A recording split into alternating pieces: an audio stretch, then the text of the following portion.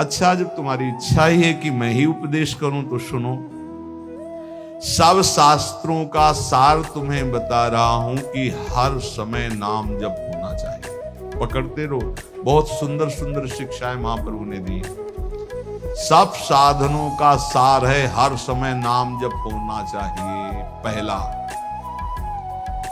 प्रेम की उपलब्धि केवल नाम स्मरण से ही होती है। सेवक जी महाराज कह रहे, प्रेम मूल यह नाम है, प्रेमी रसिक जपत यह नाम, प्रेम मगन निज बन विश्राम। नाम स्मरण सर्वश्रेष्ठ सुख का साधन है। नाम स्मरण प्रेम उपलब्धि करता है। बस समझना यह है कि नाम स्मरण कैसे बन के किया जाए। प्रेम प्राप्ति के लिए सबसे पहले साधु संग करना अत्यंत आवश्यक है। साधन है नाम स्मरण। नाम स्मरण की पूर्ति, नाम स्मरण करना, नाम स्मरण बढ़ाना, नाम स्मरण बचाना, ये साधु संग से होता है। शास्त्रों में ढूंढो तो हर बात का आपको प्रमाण मिलेगा। श्री ध्रुवदास जी कह रहे, भजन न होई संग बिनु, भजन बिना नहीं प्रेम। भजन के बिना प्रेम नहीं होगा, भजन बिना साधु संग के नहीं होगा। तो बोले साधन को हरि भजन है, कै सत्संग सहाय। साधु संग सहायता करता है भजन करने में, भजन बढ़ाने में, भजन पचाने में। साधु संग सबसे पहला कर्तव्य है भगवत प्राप्ति का कि साधु संग करे। साधु संग से नाम कीर्तन, सत्संग, भगवत लीलाओं का कथन श्रवण, नाम जप, ये साधन प्राप्त होने लगते हैं। जंतुर, कलावा, भस्म, राख, एक को बात नहीं कही नहीं। साधु संग से नाम कीर्तन, सत्संग, भगवत लीलाओं का कथन श्रवण और नाम जप, ये प्राप्त होता है। पकड़ो, यह है साधु संग। इन्हीं जो साधन बताए, साधु संग से इन्हीं साधनों को पकड़ना चाहिए। संसारी लोगों से किसी भी तरह का वैरागी का कोई संबंध नहीं होना चाहिए। हमें लगता है आज जो अभी चर्चा शुरू हो रही है, ये वैराग्य बहुत आगे अच्छे उपदेश हैं, ये पकड़ लेना चाहिए, महाप्रभु के उपदेश है। विरक्त को चाहिए कि अगर वो एकांत में बैठ करके सोचे कि मेरा कौन, तो पूरा घूमने पर मन को कोई अपना नहीं मिलना चाहिए। गुरु कृपा से आज तक ऐसा ही है। सब श्री जी के हैं, अपना कोई नहीं। वैरागी को चाहिए कि उसके संबंध के रजिस्टर में एक ही नाम होना चाहिए, हमारे माई श्यामा जू को राज बस, मेरे तो गिरधर गोपाल, दूसरो न कोई। मीरा जी के रजिस्टर संबंध में, रजिस्टर में जो संबंधी है वो कौन है? बोले मेरे तो गिरधर गोपाल, दूसरो न कोई। और ये संबंध पुष्ट कैसे होता है? बोले साधु संग से। मीरा जी यही कहती है, रात दिन संतों का संग करके ये प्रेम बेली जो बोई, तो उस प्रेम बेली में जो अनन्य फल लगा, वो मेरे तो गिरधर गोपाल, दूसरों। दूसरी बात, पहली बात साधु संग करना है। साधु संग किसे कहते हैं? जिसके संग से भजन बढ़ने लगे, भगवत कथा सुनने को मिले, भगवत अनुराग बढ़े, भगवान नाम कीर्तन, भगवत लीला गायन श्रवण, ये साधु संग। तो साधु संग का परहेज क्या है? संसारी पुरुष का कोई भी संबंध नहीं होना चाहिए। अगर तुम्हारे हृदय को ऐसे राउंड लगाकर जांच करना हो तुम्हें, तो देखो तो एक ही जगह निकले कि हमारे माई श्यामाजू को राज। श्यामाजू के सिवा, जैसे महाप्रभु हरिवंश चंद्र जू कह रहे, मेरे प्राणनाथ श्री श्यामा शपथ करो तृण छिए, कसम खा के कहता हूं श्यामाजू के सिवा हमारा कोई नहीं है। ये बात है। अब दूसरी बात है, संसारी लोगों से किसी भी तरह से बात करने का अवसर ना देना। प्रपंच की बात है। बोधियंता परस्परम का आदेश है भगवान का। मेरी चर्चा करो परस्पर बैठकर, और जहां प्रभु की चर्चा से संसार की तरफ जाने लगे, उठो चल दो। दूसरी आगे की बात, किसी भी वैष्णव को ये नियम पक्का ले लेना चाहिए कि ना किसी की निंदा करेंगे, ना किसी की निंदा सुनेंगे। दिमाग में लिख लो चाहे रजिस्टर में, बहुत जरूरी है, नहीं तो भजन छीन हो जाएगा। महाप्रभु कह रहे हैं ना किसी की निंदा करेंगे, ना किसी की निंदा सुनेंगे, ये नियम ले लो। बड़े बड़े ऋषियों ने इस बात के लिए सावधान किया है कि दूसरे की निंदा नहीं करनी, दूसरे की निंदा नहीं सुननी। इन बातों का सदा ध्यान रखते हुए बचना कि कभी किसी की निंदा मत कर देना। दूसरों के गुण दोषों का कथन करने वाला उपासक बहुत बुरी तरह भ्रष्ट हो जाता है। यदि कुछ कहना है तो कृष्ण चर्चा करो, भगवत चर्चा करो, कभी किसी की चर्चा मत करो, प्रभु की चर्चा के सिवा, नहीं तो निंदा होने लगेगी, अपराध बन जाएगा। डरो तब सुख हरिवंश गुण नाम रसना रटत और बहुवचन अति दुखदानी। कोई कितना भी अवगुणी हो उसके अवगुणों की चर्चा मत करो। तुम्हें तो अपना हृदय निर्मल करना है। तेरे भावे जो करे भलो बुरो संसार, नारायण तू बैठ के अपनो भवन बुहार। देखो ध्यान से सुनना, चाहे कितना बड़ा कोई ज्ञानी हो, ध्यानी हो, जपी हो, पंडित हो, जहां उसने किसी की भी निंदा का वाक्य मुख से निकाला वहीं पतित हो जाएगा, गिर जाएगा, भ्रष्ट हो जाएगा। निंदा ऐसे होती कि यार वो तो बहुत सुंदर बोलते हैं, ऐसा है वैसा है, अच्छी अच्छी बातें निकलते हैं, पर जो है उनको ऐसे नहीं। वो जहां पर लगाया तो तुम्हारे पर लग गए, उड़ जाओगे। किसी के भी दोष की वार्ता ना करो, एक भी दोष चर्चा ना करो। महाप्रभु के जो दोष चर्चा करोगे तुम्हारे हृदय में दोष प्रवेश करके तुम्हें नष्ट कर देगा। ये अनुभूत बात है, अनुभूत बात, ये अनुभूत। दोषों के परमाणु बड़े सूक्ष्म होते हैं। जब तक तुम दूसरे की निंदा नहीं करोगे, दोष वर्णन नहीं करोगे, मान लो दोष दर्शन हो गया पर वर्णन नहीं किया तो वो नष्ट हो जाएगा, तुम्हें फांस नहीं पाएगा। लेकिन जहां तुमने दूसरों के दोषों का वर्णन किया, निंदा की, तहां तुम निंदनीय बन जाओगे, तुम्हारी निंदा होने लगेगी। ज्यों ज्यों तुम दूसरे की निंदा करोगे त्यों त्यों अच्छे परमाणु नष्ट होते जाएंगे, गंदे परमाणु बढ़ते जाएंगे। हृदय की पवित्रता, सरलता, सच्चिरता और ज्ञानार्जन, भजन, सद्वृत्ति सब नष्ट हो जाएगी और मोह का साम्राज्य हो जाएगा, अज्ञान का। डरो, बहुत खतरनाक खेल है। भक्तन की निंदा अति बुरी, भूल करो जिन कोय, कि सुकृत बहु जन्म के छिन में डारे कोय। इसलिए वैष्णव का परम धर्म है कि वो किसी की कभी भी निंदा ना करे और ना सुने।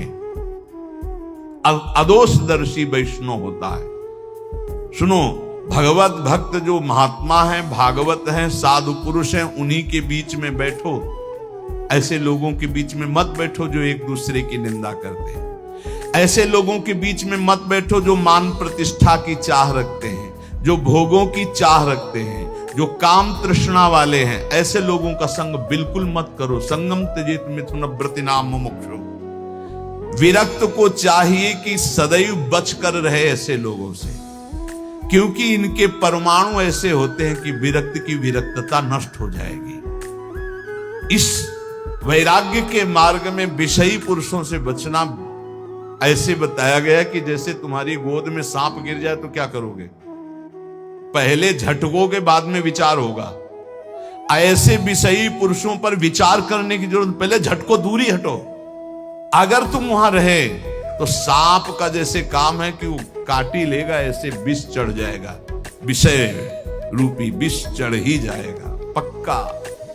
बहुत विचित्र, तो बड़ी विचित्र लीला है। इसलिए विरक्त को निरंतर भगवान नाम जप, भगवत लीला का गायन, भगवत लीला का श्रवण और विषयी पुरुषों के संग का त्याग और दूसरों की निंदा, दोष और इस प्रकार की सुनना, कथन करना, इसका त्याग, ये वैरागी के सुदृढ़ नियम है।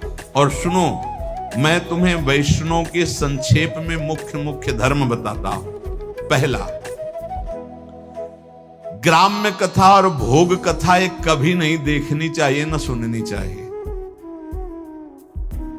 ग्राम्य कथा में सांसारिक बातें, भोग कथा में जो विषय भोगों की। मोबाइल वाले वैष्णवजन सावधान, बिल्कुल ऐसा भयावह मोबाइल है कि अगर आप सावधान न रहे तो नष्ट हो जाएंगे। भगवत लीला कथा सुनने के लिए आपने मोबाइल खोला तो जहां लीला कथा आ रही वहीं बगल में भोग कथा और संसार कथा के भी वीडियो है। आपने इसे टच किया तो लीला शुरू हो जाएगी और तुम्हारी लीला बिगड़ जाएगी। बहुत संभल कर छोटे छोटे बच्चों की वो बुरी दशा हो रही इस मोबाइल के कारण, पर बहुत लाभ भी मोबाइल से है, तो इसलिए लाभ लो, अवगुण का त्याग करो। ग्राम्य कथा सुनना और भोग कथा सुनना मानो अपने वैराग्य की आग लगा लेना है, वैराग्य को नष्ट कर देना है। ग्राम्य कथा सुनने और कहने वाला निश्चित विषयी बन जाता है। बचना चाहिए विषय। बहुत विचित्र है, बस शब्द मान लीजिए, ग्राम्य कथा भोग कथा इससे दूर, बहुत दूर। दूसरा, वैष्णव को अच्छे अच्छे स्वादिष्ट पदार्थ नहीं खाने चाहिए। भोजन में जो नीरस पदार्थ हो वही लेने चाहिए, इससे विषय लोलुपता नष्ट हो जाती है। अच्छे अच्छे पदार्थ स्वादिष्ट हटा के और नीरस पदार्थ वैष्णव को लेने चाहिए। ऐसे पदार्थों के खाने से विषय भोग की कामना बढ़ती है, महाप्रभु चैतन्य के कहते। तीसरा, अच्छे चमकीले कीमती स्वच्छ वस्त्र वैरागी को नहीं पहनने चाहिए। संतों से हमने गुरुजनों से सुना कि कभी दोनों कपड़े नीचे ऊपर के नए नहीं होने चाहिए, एक पुराना एक नया। अगर नीचे का नया है तो ऊपर का पुराना। शब्द देख लो, कह रहे अच्छे कीमती वाले, चमकीले, लप लप एकदम नहीं, और स्वच्छ नहीं, मलिन वस्त्र, कम पैसे का वस्त्र, पुराना वस्त्र। अगर फट रहा है एक बदल सकते हो, एक पुराना, ऐसी रहनी से रहना चाहिए। अच्छे चमकीले स्वच्छ महंगे ये वस्त्र नहीं होने चाहिए वैरागी के। ये साधक को, वैरागी साधक को नहीं पहनने चाहिए। चौथा, कोई भी तुम्हारा सम्मान करे तो तुम उसे स्वीकार मत करो। दो प्रकार से, एक तो पंचांगों प्रणाम कर रहे आप करो, अगर ऐसा नहीं है तो आप तत्काल विचार करो कि ये गुरु और इष्ट के लिए प्रणाम हो रहा है, क्योंकि तिलक गुरु प्रदत्त, वेश गुरु प्रदत्त, जीवन गुरुदेव का, ये गुरुदेव और इष्ट का प्रणाम हो रहा है। स्वयं कभी स्वीकार नहीं करना चाहिए, क्योंकि मान सम्मान स्वीकार करने से अभिमान आता है, और अभिमान से सारे साधन भागवतिक ढक जाते हैं, नष्ट हो जाते हैं। जहां अभिमान आया तो फिर विकार परेशान कर देते हैं। जैसे नारद जी को थोड़ा आ गया कि मैं काम विजयी हूं, तो फिर आगे की चरित्र सुना ही है। पांचवा, अपने को तो सम्मान नहीं लेना, लेकिन दूसरे का सम्मान जरूर करना है। दूसरे को इतना सम्मान दो मानो भगवान हमारे पधारे, ऐसा भाव। यहां तक वर्णन कि यदि आप श्री जी की सेवा कर रहे हो, कोई वैष्णव आ गए तो श्री जी को ऐसे पधरा दो, जैसी स्थिति में हाथ जोड़कर खड़े हो, पहले वैष्णव का सम्मान करो, फिर श्री जी की सेवा करो। जैसे अपने आत्मस्वरूप प्रभु का सम्मान, ऐसे आए हुए घर में संत का, वैष्णव का सम्मान करें। उनके सामने अपने को अत्यंत दैन्य तुच्छाति तुच्छ समझे, इससे श्री कृष्ण बहुत प्रसन्न होते हैं। छठवां, खाते समय, स्नान करते समय और क्रियाओं के समय नाम छूट जाता है। कुछ ऐसे समय हैं जिनमें भजन में विघ्न पड़ता है, तो उन अवस्थाओं में सावधान रह करके नाम को पकड़े कि छूट ना जाए। जैसे भोजन पा रहे हैं, स्नान कर रहे हैं, कोई क्रिया कर रहे हैं, किसी व्यक्ति से मिल रहे हैं, इनमें भजन छूटता है। सावधान होकर वैष्णव को भजन पकड़ना चाहिए कि खाते पीते, चलते फिरते, मिलते, व्यवहार करते भी नाम जपना छूटे। नाम जप से बहुत जल्दी श्री कृष्ण प्रेम प्राप्त होता है।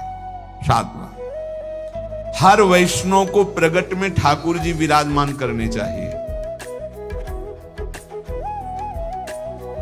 नाम राधा नाम विराजमान, छोटा सा राधा, जरा सा इत्र स्नान कराया, इत्र लगा दिया, भोग लगा दिया, पर सेवा जरूर होनी चाहिए। बिना सेवा के कोई वैष्णव नहीं होना चाहिए। प्राय ऐसा होता है, कोई शालिग्राम जी रखते हैं, कोई गोपाल जी रखते हैं, पर ठाकुर सेवा प्रत्येक वैष्णव के पास होनी चाहिए। जो परम पवित्र मन वाले हो चुके हैं वो मानसिक सेवा भी कर सकते हैं। प्रगट सेवा और मानसिक सेवा आराध्य देव की। उपासक को चाहिए कि बनावटीपना बिल्कुल तुम्हारी साधना में नहीं होना चाहिए। बनावटीपने का मतलब होता है कि जैसे ऐसे बैठे हैं, सहज में ऐसे बैठे हो, 4 लोग दर्शन करने आते, कोई बनावटी नहीं होना चाहिए। वो फटाफट माला लिया, ऐसे गप्पा मार रहे थे, फटाफट माला लिया। कोई भी दम नहीं, कोई भी पाखंड नहीं, कोई भी नाटकबाजी जीवन में ना आवे, नहीं तो बहुत बुरी तरह साधक चौपट होता है। जब तुम नाटक करोगे ना तो माया को आदेश कर देंगे भगवान, कर नाटक इसके साथ, वृंदावन छूट जाएगा, भजन छूट जाएगा। हाँ, इसलिए किसी भी वैष्णव को किसी भी तरह का कोई नाटक नहीं करना चाहिए। नाटक बिल्कुल ठीक नहीं है। जो वैष्णव है वो केवल प्रभु प्राप्ति का लक्ष्य रखता है। महाप्रभु रघुनाथ दास जी को लक्ष्य करके साधन साध्य का उपदेश कर रहे हैं। 8 बजे रात्रि तक खूब नाम कीर्तन होता रहा। फिर जो गौड़ीय भक्त आए हुए थे महाप्रभु उनसे मिले। इतने में शिवानंद जी जो मार्ग में पूछवाया था मजूमदार जी ने, वो जब वहां आए तो रघुनाथ दास जी को देखा तो रघुनाथ दास जी भाग करके महाप्रभु के पास आए थे। सेन महाशय से कहा कि वो तो यहाँ आए हुए हैं, तो बोले हमें तो रास्ते में पूछवाया था उनके पिता, तो एक बार अगर आदेश हो तो मैं वहां सूचना दे दूं, क्योंकि वो सब बहुत व्याकुल है। जाकर सिंह पौर के द्वार में देखा तो सबसे पीछे फटी गुदड़ी, शुष्क शरीर हो रहा है और श्री कृष्ण नाम लेते हुए सुप्रवाह करते हुए वो आहर्निश श्री कृष्ण कीर्तन। उन्होंने विचार किया कि इनसे क्या पूछना कि तुम्हारा सकुशल हो, इनका तो परम सकुशल है। सकुशल तभी माना जाता है जब भगवान का चिंतन होता है। जैसे आजकल लोग पूछते हैं कुशल मंगल, बोले हाँ सब कुशल मंगल, तो कुशल जानते किसे कहते हैं? तब लगी कुशल न जीव कहूं, सपने हूं मन विश्राम, जब लगी भजत न राम कहूं, शोक धाम तज काम। कुशल तभी माना जाएगा जब आपके मुख में नाम जब चल रहा है, नहीं तो कुशल मंगल नहीं। और मंगल मंगल भवन मंगल हारी, उमा सहित जेहि जपत पुरारी। मंगल भवन भगवान का जो स्वयं उमा सहित भगवान शिव नाम जप करते हैं। यदि नाम जप नहीं हो रहा तो कुशल मंगल नहीं तुम्हारी। और बोले कुशल मंगल, बोले सब कुशल मंगल, पर पंच करते हुए कुशल मंगल, नाम जप करते हुए। सेवक ने तत्काल पत्र लिखा, शिवासेन ने पत्र भिजवाया जगन्नाथपुरी से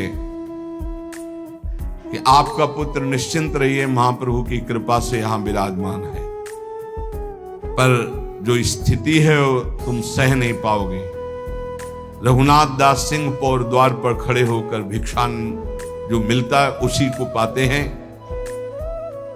और किसी से कोई और सुख सुविधा नहीं लेते।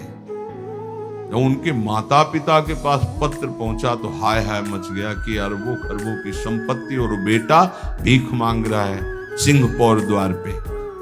माता तो मूर्छित हो गई सुन करके कि कैसे मेरा रघु जीता होगा। पिता ने अपने पुत्र के लिए तत्काल 4 रसोई नौकर सब 400 स्वर्ण मुद्राएं साथ में, जाओ रोज रसोई बनेगी, अच्छे से अच्छे पदार्थ मेरे रघु को। अगर वो बैरागी बन के रहना चाहता है तो ऐसे रहे। हर माता पिता की ऐसी व्यवस्था। रसोईया जगन्नाथपुरी आया, 400 स्वर्ण मुद्राएं और कई रसोइये, कई नौकर। अब सुविधाजनक सुंदर भोजन बनाकर, और सेवक ने कहा कि 400 स्वर्ण मुद्राएं भी लाए हुए रघुनाथ दास जी से कहा आप सुखपूर्वक रहे। रघुनाथ दास जी ने कहा एक भी मुद्रा नहीं। रघुनाथ दास जी ने सोचा जब रसोईया आया है तो ये सुंदर भोग बनाकर महाप्रभु की सेवा हो जाए।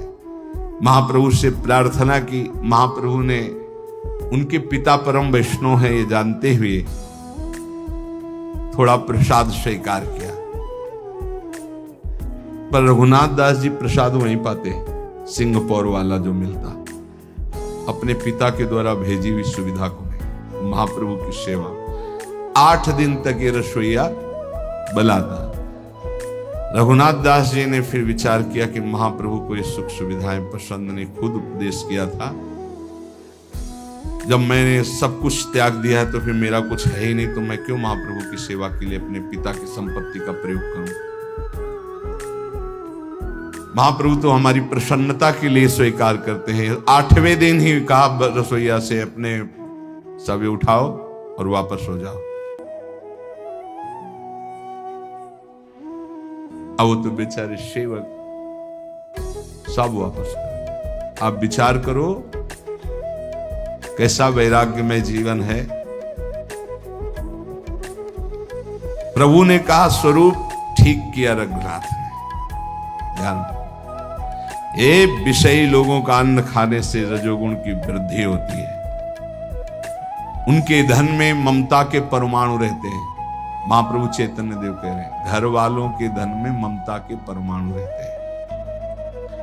संसारी लोग कामना शून्य होकर तो अपने जामाता को भी नहीं खिलाते, औरों की तो बात क्या। मलिन बुद्धि वालों का अन्न खाने से कभी कृष्ण नाम जप नहीं होता, कृष्ण नाम कीर्तन नहीं होता और श्री कृष्ण प्रसन्न नहीं होते। जहां तक हो सके इन विषयी पुरुषों के अन्न से बचना चाहिए। रघु ने ठीक किया। आज तक में जो जाता था केवल प्रेम संकोच के कारण जाता था। बड़ा अच्छा किया, बहुत सुंदर किया। रघुनाथ का त्याग और वैराग्य प्रशंसनीय है, महाप्रभु ने कहा। रघुनाथ दास जी ने वहां भी मांगने के खड़े होना बंद कर दिया, क्योंकि लोग परिचित हो गए थे कि इतने बड़े धनी मानी के तो स्वादिष्ट स्वादिष्ट पदार्थ खरीद कर रघुनाथ दास जी को देने लगे थे। भिक्षा लेना बंद कर दिया। एक क्षेत्र में जाते जहां अन्न बंटता था, दाल और महाप्रसाद ही बंटता था केवल, तो सायंकाल जाते जो बचा खुचा होता वहां से ले आते थे। महाप्रभु ने कहा रघुनाथ दास अब सिंह पौर पर नहीं खड़ा होता, क्योंकि दर्शन करके आते तो दिखाई नहीं देता, तो कहां से प्रसाद पाता है। तो उनका प्रभु अब वो एक क्षेत्र में जाते हैं और वहां से बचा हुआ दाल और महाप्रसाद ले आते हैं और उसी को पा लेते हैं। प्रभु ने संतुष्टि पूर्वक कहा ये सर्वोत्तम कार्य किया। सिंह द्वार पर भिक्षा की लालसा से हर व्यक्ति का मुख देखने की इच्छा होती कि ये दे दे, शायद ये दे दे। अच्छा किया। महाप्रभु ने जो कहा वो शब्द ये है कि इस तरह से वृत्ति रखना वैश्यावृत्ति कहलाती है। ये व्यक्ति आ रहा कुछ दे देगा, ये व्यक्ति आ रहा कुछ दे देगा, ये व्यक्ति आ रहा है नहीं। मुख में नाम और चित्त में दूसरे का चिंतन बिल्कुल ठीक नहीं। जिसका नाम उसी का चिंतन। अच्छा किया उसने। एक बार चला जाएगा, क्षेत्र से ले आएगा, भजन करेगा, अच्छा है। स्वरूप गोस्वामी जी रघुनाथ दास जी को त्याग महाप्रभु ने बहुत अच्छा कहा है। रघुनाथ दास जी ने सोचा फिर कुछ गड़बड़ी है। एक बार हम ये कह रहे थे कि जब गुरुजन प्रशंसा करें तो एकांत में बैठकर तुम रोना कि कोई तुमसे अपराध बन गया क्या कि तुम्हारे गुरुजन प्रशंसा कर रहे हैं। ये बात ध्यान रखना। बहुत प्रवीण थे रघुनाथ दास जी ने सोचा कुछ तो अभी त्रुटि रह गई। फिर रघुनाथ दास जी ने क्षेत्र जाना बंद कर दिया। अब रात में जो महाप्रसाद फेंक दिया जाता, जिसे गाय भी नहीं पाती थी, ऐसा उस महाप्रसाद को रात्रि में उठा के लाते, जो ऐसे फिर उसे जल में डाल करके जो सड़े सड़े चावल वो हटा देते, फिर ऐसे इतना नहीं, बस उतना पाते रात दिन। एक दिन महाप्रभु ने पूछा कि तुम्हारा रघु बहुत दुबला हो गया, तो बोले क्षेत्र से भी त्याग कर दिया भोजन लाना। अब वो महाप्रभु ने कहा इतना सुंदर अमृत अकेले अकेले पता है, अब निमंत्रण नहीं करेगा मेरे को, मुझे जाना पड़ेगा।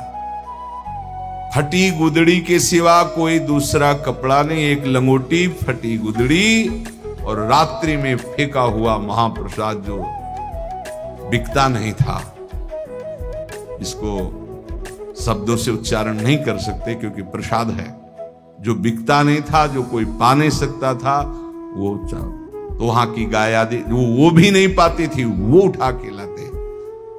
तब का ओहो निष्किंचना अवस्था इसी का नाम है। जो जिह्वा को संयम में कर लेता है, जो सहनशील है, जो तितिक्ष है, वही बैरागी है। महाप्रभु ने कहा पेट रूपी गड्ढा केवल पाटना है, बस ये नहीं देखना क्या पा रहे हैं, रूखा सूखा जो मिला, थोड़ा भूख शांति की, फिर नाम जप में लगे हुए हैं। इसमें जो लिखा वो सड़ा हुआ कोई कैसे पा सकता है प्रसाद, जो गाय भी नहीं पाती थी। महाप्रभु एक दिन गए रात्रि में, पता लगा लिया कै बजे पाते हैं, और पीछे से जब वो पा रहे थे तो आंसू बहाते हुए कृष्ण कृष्ण नाम जप करते पीछे से गए, ऐसे रज के पात्र में जो ऐसे लिया महाप्रसाद का, इतना स्वादिष्ट अमृत तू अकेले, बोले महाप्रभु आप मत पाना, हमने पहले पा लिया हो, या आपके पाने के योग्य नहीं। बोले ऐसा अमृत का निषेध करता है, अकेले अकेले कहीं ऐसा अमृत पाया जाता है।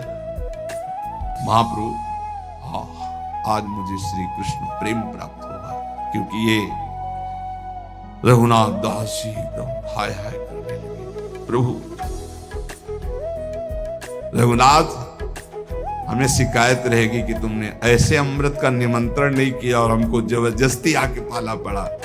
चरणों में गिर गए, कहा प्रभु ये आपके योग्य नहीं था, आपने ऐसा क्यों किया, आपने मुझे महापापी बना दिया, क्योंकि आपने वो पा रहे थे रघुनाथ दास जी। प्रभु पाते हुए उल्लसित होकर के कहा रघुनाथ आज तुम पतित पावन हो गए, दूसरों को पावन करने वाले बन गए, और हृदय से लगा लिया। इतने में आवाज सुनकर सब परिकर आ गया, सबने देखा है महाप्रभु चैतन्य देव ने कहा सच्ची बताऊं रघुनाथ, आज तक इतने पदार्थ खाए वो स्वाद नहीं आया जो आज मुझे आया। जैसे सुदामा के तंदुल में श्री कृष्ण, सबरी के बेर में भगवान श्री राम, और विदुरानी के केले के छिलके द्वारिकाधीश, ऐसे रघुनाथ दास जी के उस चावल को महाप्रभु पा करके कहते महाप्रसाद, आज तक इतने व्यंजन पाए वो स्वाद नहीं आया जो आज मुझे स्वाद आया। आज मैं श्री कृष्ण प्रेम को